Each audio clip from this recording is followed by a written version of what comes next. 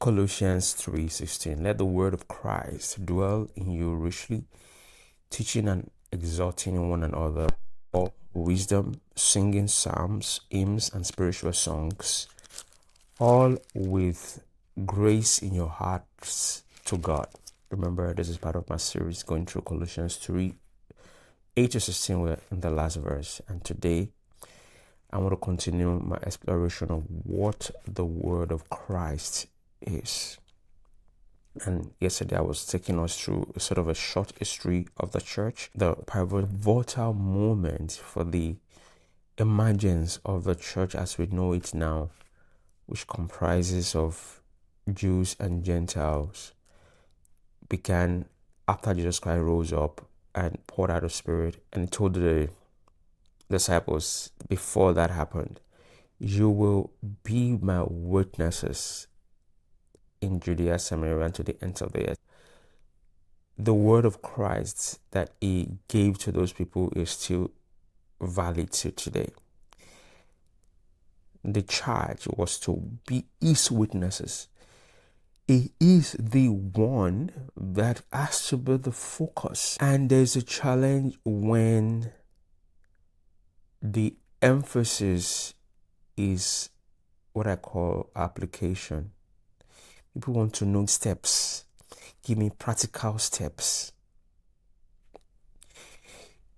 We're supposed to preach Christ. Remember, I was talking about the fact that the Jews want signs and the Greeks want wisdom. A lot of us fall into the Greek camp where we want a method. We want steps. Why should there be steps? The only step is Christ. Christ is the step. I know I'm sounding vague, but that's the point.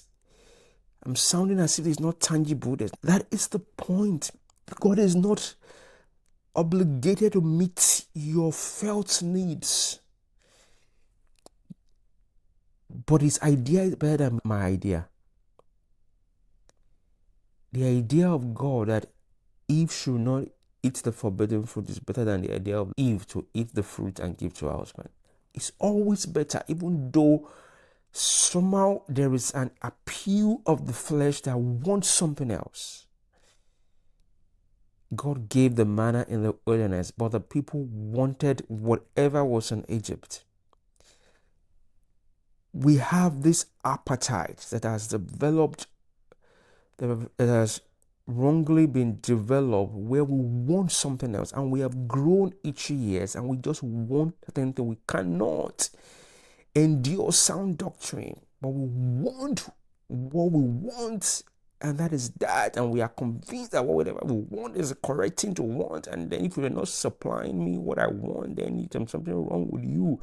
We preach Christ, Paul said, and him crucified. It doesn't appeal to everyone. He said it doesn't appeal to the Jews who want signs. And of course, I'm trying to communicate the fact that the Jews and the Greek, I'm using them as archetypes of different kinds of people that we can see in our days. And I want you to think about yourself. What camp do I fall into? Am I looking for an auto? Give us the steps. And I said, Christ is the step. When Christ told Nathanael, while you were far away, I saw you.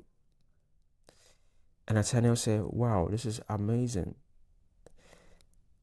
And Jesus Christ said, your eyes will be opened and you will see angels going up and down on the Son of Man. That is a reference to Jacob's dream with a ladder going up to heaven. Christ is the step. It doesn't appeal to your logic or your reasoning. There is no step to take. There is no, these are the 10 things that you need to do. No, Christ is all and in all. The message is Christ. Repeat it ad nauseum. The focus is Christ. The focus is not your problem. The focus is not your solution to your issues. The focus is Christ and what he has done. That is it. Let the word come forth. The word of Christ.